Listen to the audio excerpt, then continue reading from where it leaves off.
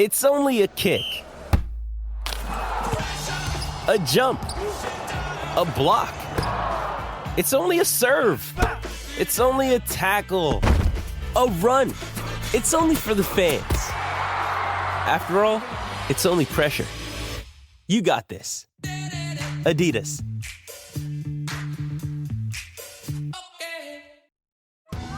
Survivor 46 is here, and so is On Fire, the only official Survivor podcast, and we have a twist this season. The winner of Survivor 45, Dee Valladares, will be joining us every week. We're going behind the scenes of the biggest moments, the how and the why things happen, and the strategy and analysis you can only get from someone like me, a Survivor winner. Listen to On Fire, the official Survivor podcast, wherever you get your podcasts. Thanks for choosing this free Anfield Index podcast. If you'd prefer to listen to this or any of our other shows without adverts, then now's the time to check out Anfield Index Pro. With AI Pro, you can supercharge your entire listening experience. You'll not only get all of our podcasts without the ads, but you'll have them far faster with our Quick Publish feature available exclusively for subscribers. AI Pro also puts you in the heart of our sound studio, with an option to listen to many of our shows live and interact with the podcasters in real time as the shows are recording. Upgrading couldn't be easier. AI Pro is available on all popular podcast platforms, and we have our own apps for Apple and Android.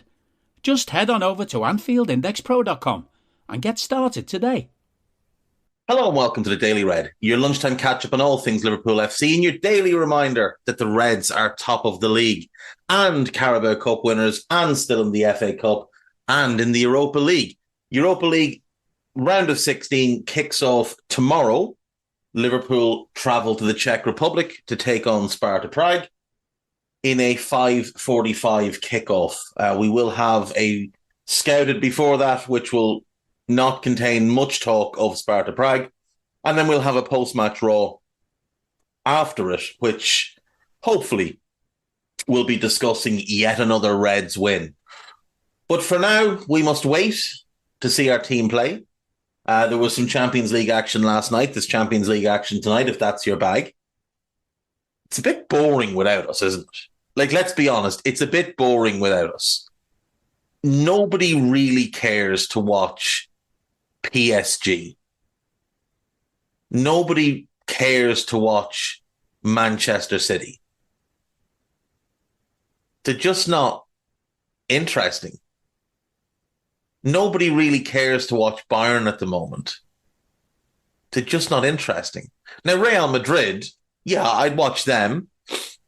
I'll watch Porto against Arsenal, mostly for Porto, because I want to see Alan Varela. I'll probably watch Inter versus Atleti because it's quite interesting. Simeone up against Inzaghi.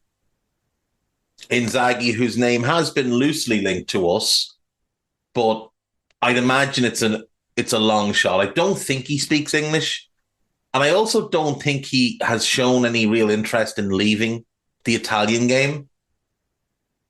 He is an interesting tactical manager. His football's a little bit on the negative side. Considering what he was at Lazio, if that was just his style, then fair enough. But with the players he has and the players he puts on the pitch, like he puts what you think are going to be exciting lineups on the pitch, and then just some of the games are a little bit dull and non-eventful. And it just doesn't do it for me.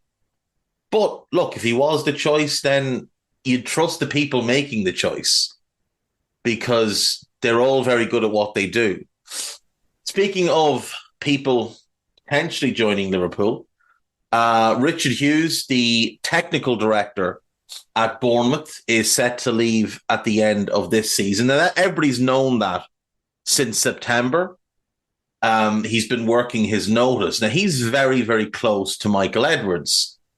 And David Ornstein said a couple of days ago that Richard Hughes to Liverpool would likely only happen if Michael Edwards was coming back. And that is the only circumstance under which that would really be acceptable, is if he was Edwards' guy. And if he was coming in as a technical director rather than the sporting director. If Edwards comes back, it'll be a sporting CEO. And then you'd want a sporting director under him and a technical director there too. The technical director is more of a connective role, linking the departments, looking after processes and things like that. Sporting director is more big picture. It's more the day-to-day operations at the ground level. It's more involvement in recruitment, which is not Richard Hughes' strongest point.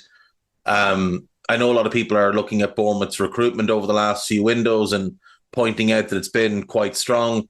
It's also pretty well known that he hasn't been involved in it. He was sidelined by Bill Foley when Foley took over, and that's the biggest contributing factor to him deciding to leave Bournemouth. But he could certainly have value for us in the running of the football club and in making sure that all the departments are working with one vision. So if he is coming in, as long as it's with Edwards, you'd have to say fair enough. Obviously, the big question for many people is who will be the next manager. But I do think the structure is almost if not more important, because the structure should outlast the manager. The structure should oversee 2, 3, ideally 4 managerial tenures. When you look at Juventus, when they had great success, Morata oversaw multiple managers. Then he left. He's gone to Inter. He's overseen multiple managers there now, and they're about to win their second league title since he joined, following the Juventus period of domination that he was the main architect for. I know a lot of people they try to downplay the importance of the structure of the club. But I mean, if you want a prime example of why it's so important, just look at Arsenal. Look at Arsenal for the last number of years, up until they finally seem to have gotten their act together, though they still spend money badly. And look at United and compare and contrast that with City, where Begiristain and those are overseeing their second manager, and they'll oversee a third manager. Now, obviously, the flagrant cheating is the biggest factor there, but the structure is vital. When Bayern were dominant, the structure stayed in place while the manager changed. If you have that structure, you have the right people leading the football side of the club, the manager's job becomes a lot easier for him because he has less to do. He has less to worry about. Things get done without him having to make sure they get done. And unfortunately, we've lost a little bit of that in recent years. That's where we were so strong, is that the entire club was pushing in the one direction. And then it felt like that shifted and different groups were pushing in different directions. Now, again, we're back to a situation where Jurgen has total control and the club is moving in one direction, but he's leaving and he's bringing his staff with him. So we need to ensure that when the next manager takes over, that they walk into a situation where all the noise is cancelled out and they're just able to focus on managing the team, coaching the team, preparing the team.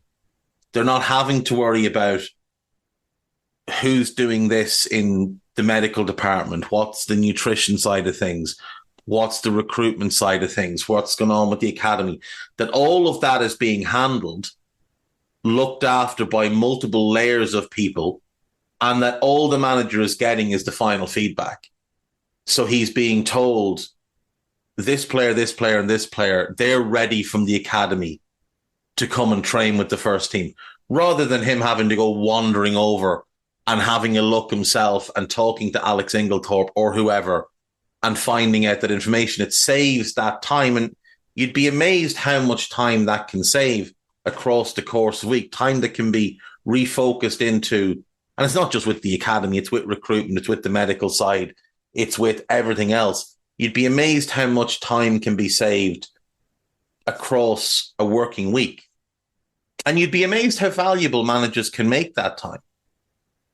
Like, you always hear about great coaches from other sports and how they're trying to maximize every single minute to put into the team and ensure that the team is hyper prepared for every single game because the manager hasn't been distracted, his focus hasn't been pulled. Like, there's a story about Nick Saban, who's the greatest coach in the history of college football, won a title with LSU, won, I think, 6 titles with Alabama. There's a story about him where he lives, to get from his house to the training facility, he used to have to drive around the training facility. So he got them to put in a gate and a road on the other side so that literally he could just skip all of that and get himself into the building. And where his parking spot now is like a 30-second walk to his office. And he spoke about how that saves him about 15 to 20 minutes each way, each day. Now, that doesn't sound like a lot, but 40 minutes by 5 to 6 days a week is over 3 hours, pushing 4 hours if he does 6 days. And that's a huge amount of time. That's a huge amount of game film he can watch. That's a huge amount of individual coaching that he can do with certain players. That's a huge amount of meetings he can hold with his staff. But Saban became obsessed with this type of stuff. Saban got a button installed under his desk where he could close and open his office door to save him having to get up and go to his office door, because he figured he was spending too much time doing that. And while it sounds pointless or sounds frivolous, you can't argue with the success the guy had. And John Wooden is known to have been the same when at UCLA were dominating in college basketball, how he was trying to shave time everywhere so that he had the most time to commit to coaching his players, preparing his players, scouting the opposition, etc., etc. Ferguson was very much like this as well. The greatness of Alex Ferguson was both in the simplicity of what he told his players, but also in his ability and willingness to not micromanage every single moment, to distribute tasks to people he trusted so that he could focus on one or two things and not have his focus pulled in a different direction. That's where he really excelled. That willingness to allow others, to empower others to do their jobs. Now, he would still obviously oversee things, but he didn't get involved in the minor details in the day-to-day of certain aspects in certain areas. And unfortunately, it appears like Jurgen, by design or by default, has ended up with far too much on his plate. And that's probably what's caused his energy levels to drop. But with a structure, especially one that's there before the manager comes in, one where the manager comes in knowing this exists and knowing the parameters of his role and other people's roles, that allows the manager to just focus in on preparation, training, and games, and not have to worry about anything else. Clear away all the noise. Now, we know the two main targets, or the two most prominently linked targets, are Xabi Alonso and Ruben Amorim. There's a really good article on The Athletic. No, excuse me. There's a really good article on This Is Anfield about Ruben Amorim, The Athletic thing. There's a recent video from The Athletic, I think it's one of their podcasts, where they're talking about Chelsea and when will Chelsea be good again. And they bring up Amorim. And then there's some really uninformed chatter by people that clearly only started looking into him like a week ago and watched a handful of games. It's bizarre. There's a really good TIFO video from a year or so ago about Ruben Amorim. I think it's called "Is This the Next Mourinho?" And it's brilliant. It really is in depth on him. There's a couple of good threads flying around Twitter as well about Amorim and who he is and what he's about. And I would highly recommend checking those out. Everybody knows what Alonso's about. Most people have now at this point watched multiple games of Bayer Leverkusen, but absolutely worth your while going and watching plenty of Sporting games. They play a really good brand of football. They're really good defensively. They're really aggressive. They're very like us in a lot of ways. And if you get the opportunity to watch him speak, do it, because it'll remind you of somebody. Also, this is Anfield, life after Jurgen Klopp, risking reputation and the challenge for FSG. There's a piece about injury updates. David Lynch has said that he thinks, or he's led to believe, that Ryan Gravenberch will be among the group with Curtis, Trent and Ali, who'll be back just after the international break. It appears like Jurgen might have overblown the Ali thing when he said he was going to be out for most of the season. It appears like he kind of made it bigger than it actually is. Unsurprisingly to nobody, the bullshit rumours that started on Twitter about Caoimhín Kelleher been injured are bullshit. Mo Salah is also back in training, so that's tremendous. There was no Jayden Dans in training today, though. Liverpool FC have announced an 18-man squad for the Legends match against Ajax. Now, we're going to come back to that, but we are stretching the word legend to its breaking point with this one. Liverpool and LeBron James are back with collaboration number 2. There's some decent stuff. It's not my bag. I wouldn't buy it, but it's not bad. It's genuinely not bad. Liverpool would consider selling naming rights to Anfield Road Stand. I mean, yeah, why not? You know, if it can help bring money into the club, then absolutely. Alonso and Amorim twists and Gravenberch injury update. We'll come back to that one as well. Right, the Legends squad. So, goalkeepers, Jerzy Dudek, no problem calling him a legend. He won us the European Cup. Sander Westerveld, I'm okay with that one. He was, a huge part of the treble-winning team. So I'm actually okay with that.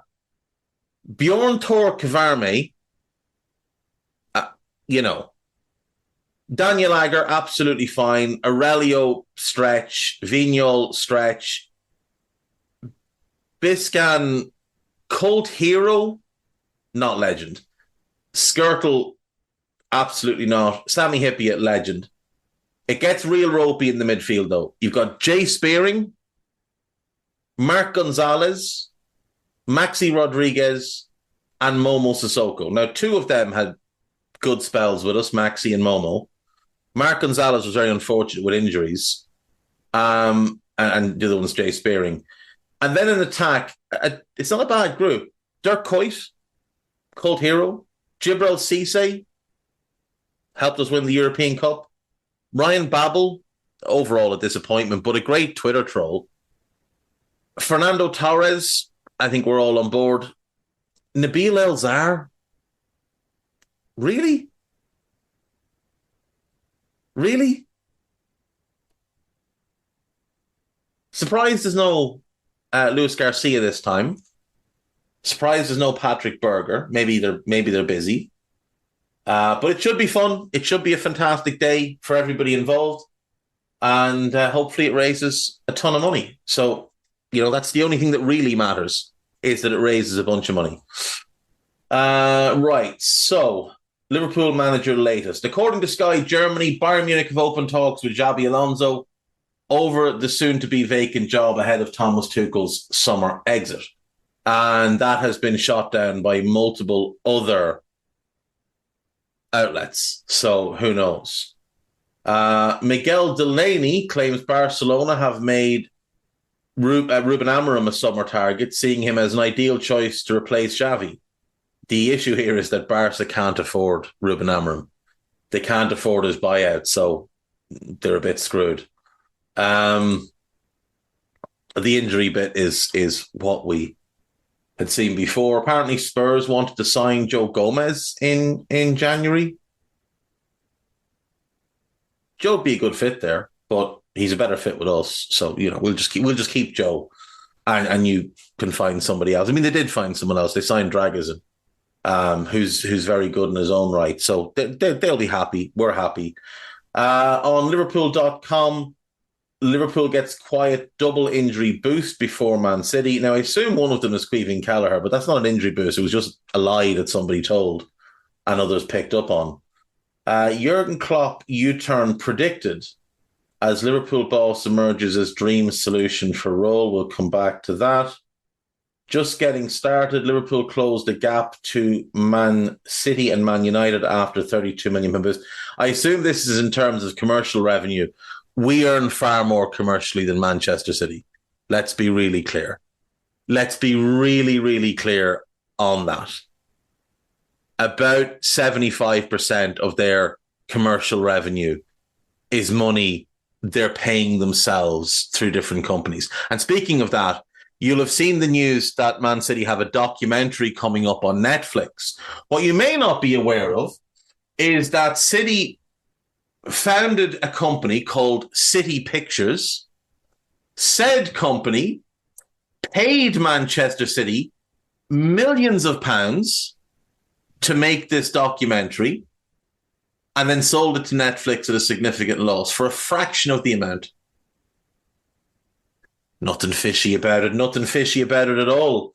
Liverpool next manager latest. There's a piece about Richard Hughes. There's a piece about one Fernando Torres. Do you know, when you think about the nines we've had over the years, we've just been so fortunate. Like, we've got Darwin now. Jota can play there. He's obviously great as well. You go back a little bit to Bobby, go back a little bit further to Suarez, further to Torres, further to Owen, Fowler, Rush. Like, that is an outrageous run. And like Toshak before Rush, St. John before Toshak. We have been so fortunate as a club with the strikers that we've had. I think today is the anniversary of that, Robbie? It couldn't be, not at this time of the year.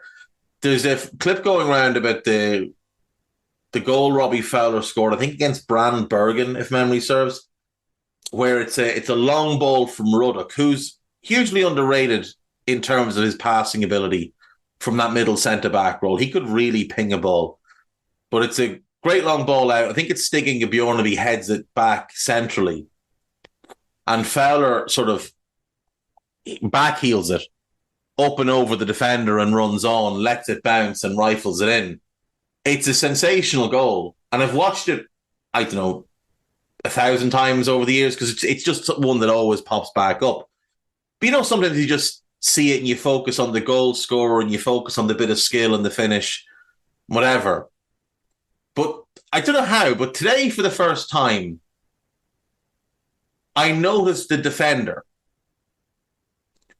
And the clip is doing the rounds on Twitter. If you go on Sid Lowe's Twitter, he quote tweeted it. Just watch the clip, but watch the replay of it and just watch the defender. When Fowler heels it or flicks it, the defender has no earthly idea where the ball has gone. And Fowler is onto the ball and shooting, and the defender is still looking around trying to find the ball. It's absolutely magnificent stuff. Steve McManaman said that he lives near Michael Edwards and that he's talked to him a little bit. Now, he didn't go into any detail, but I just thought it was interesting that he dropped that. Jurgen Klopp U-turn predicted.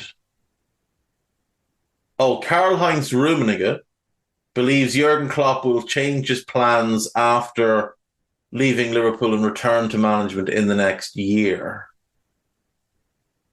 He will be sitting on a bench somewhere again in a year at the latest. We're all crazy. He's just like all of us. I mean, for sure. I mean, it's possible. He said he was taking a year out after leaving Dortmund and he ended up with us a few months later. So it is possible. I do genuinely think, though, he might take a year out. I wouldn't be surprised if he never managed again. I'd be a little bit surprised. But I wouldn't be hugely surprised if he never managed again. And I certainly wouldn't be surprised if he never managed a club again. On to AnfieldIndex.com. There is a report about Liverpool having interest in Mark Guehi. With Jurgen going, it becomes more feasible. I just don't see the fit. Alonso and Amorim play back threes. We're not going to spend 50 million on a squad player because the thing we'd need in those back threes is a left footer. I also just don't believe that we're all that invested in any player at the moment because we don't know who the manager is going to be and what they're going to want. There might be a couple of players that, kind of one size fits all. They can do a bunch of different things, but I certainly don't believe we'd be signing a £50 million defender as a backup because he doesn't get in our team. Like, he's not better than Ibu. He's certainly not better than Virgil.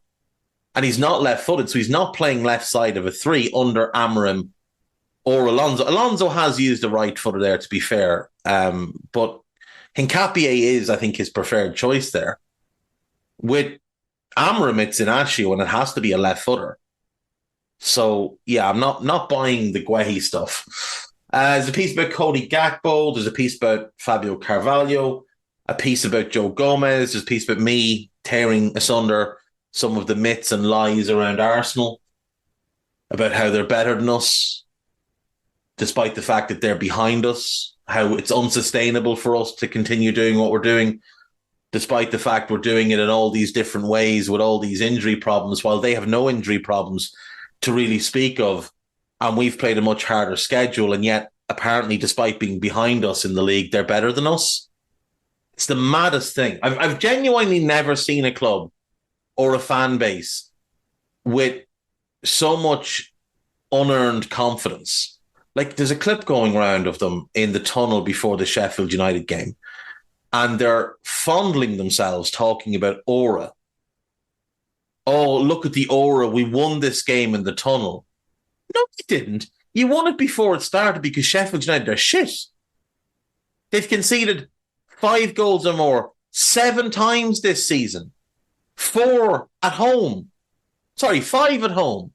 5 at home. 6 in the league. 7 overall, 5 at home. So you want to talk about aura? Do Newcastle have aura? Do Brighton? They scored 5 against them twice. Burnley must have aura because they scored 5 against them. Villa did it. And what are we talking about? Podcast-wise, there is the latest Old School. Make sure you get on that. There's the latest Stat Me Up with Dave Davis and Ben Boxack. And there is the new Under Pressure. Dan Kennett, Hamza, Cy Brundish and Phil Barter. So do check that out when you have the chance. And I'll see you tomorrow. Take care of yourselves. Bye-bye. We hope you enjoyed listening to this Anfield Index show. Please be sure to subscribe to our channel so future podcasts find their way to your device automatically. There's nothing quite like fan engagement, and we'd love to know what you think of anything discussed on this show. The best way to get in touch is over on our free Discord community, where both podcasters and listeners debate the hottest LFC topics 24/7. Sign up free now at AnfieldIndex.com/Discord. You won't regret it. You can also follow us on Twitter at Anfield Index and find us on Facebook by searching for Anfield Index. Oh, and before you go, we'd love it if you could leave us a 5-star review on your favourite podcast app. It only takes a couple of seconds, and it means the world to the people who create these free shows. Sports Social Podcast Network. The Planet Fitness Black Card is packed with perks, not like other gyms. Hi, can I bring a friend to work out? Oh, okay. Is my membership good at other locations? Okay, Do you have any other amenities? But at Planet Fitness, the PF Black Card gets you tons of perks. Bring a friend for free anytime. Access to any of our 2,500 plus locations. Relax in the hydro massage and so much more. Join for just $1 down, $24.99 a month. Cancel anytime. Deal ends March 15th. See Home Club for details.